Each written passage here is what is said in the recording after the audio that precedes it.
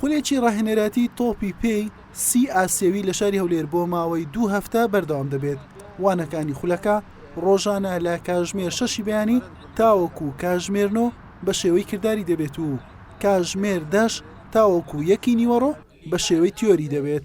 لەلایەن وانە بێژی ئاسەوی ئەحمەد ڕەحیم دەوترێنەوە.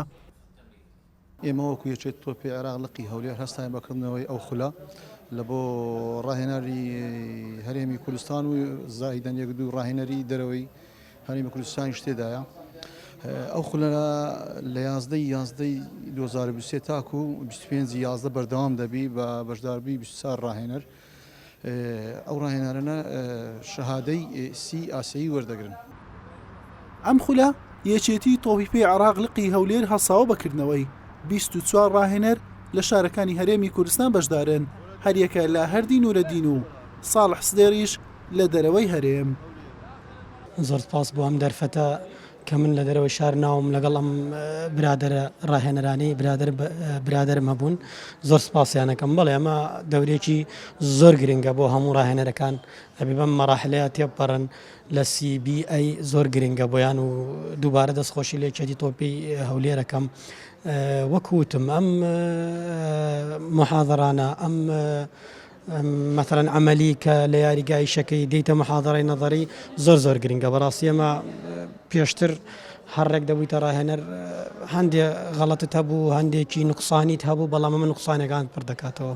بالبداية نشكر الاتحاد العراقي والاتحاد الفرعي محافظة أربيل على الفرصة لهذه الدورة السي. سەرەتا سوپاسی یەکەی تۆپی عێراق و لقی هەولێریش دەکەم بۆ ئەم دەرفەتەی خولی سی ڕاهێنەرایەتی. سوودەکەی تێکەڵبوونی ڕاهێنەرە لاوەکان و نوێیەکانە، خۆ پێگەاندنی نەوەیەکی نوێیە بۆ نیشتیمان. بێگومان سوودمان لێبینیوە، هەرچەندە خولی سی سەرەتاییە بۆ ڕاهێنەران. ڕاستە وەکو یاریزان ئەزمونێکی باشمان هەیە، بەڵام ئاگدار نین بە کۆمەڵێک یاسای کاری ڕاهێنەرایەتی. هیوادارم خولەکانی بی و ئەیش زوو بکرێتەوە. تۆپی پێی عێراق بەگشتی و پارێزگای هەولێر سوودی لێ وەردەگرێت. كلاعبين من كنا وهسه حاليا مدربين يعني تعرف قوانين احنا كنا ما نعرفها بالتدريب. دوای تەواوبوونی خولەکە تاقیکردنەوەی تیۆری و کردداری بە ڕاهێنەرەکان دەکرێت، بڕوانامەی بەشداربوونیان پێدەدرێت. سەرکەوتوەکانی تاقیکردنەوەکە بڕوانامەی دەرچوون لە خولی سی ئاسیەویان پێدەدرێت و دەتوانن لە داهاتوو بەشداری خولی بی ئاسیەویش بکەن. حسێن محەممەد، کەناڵی پێام، هەولێر.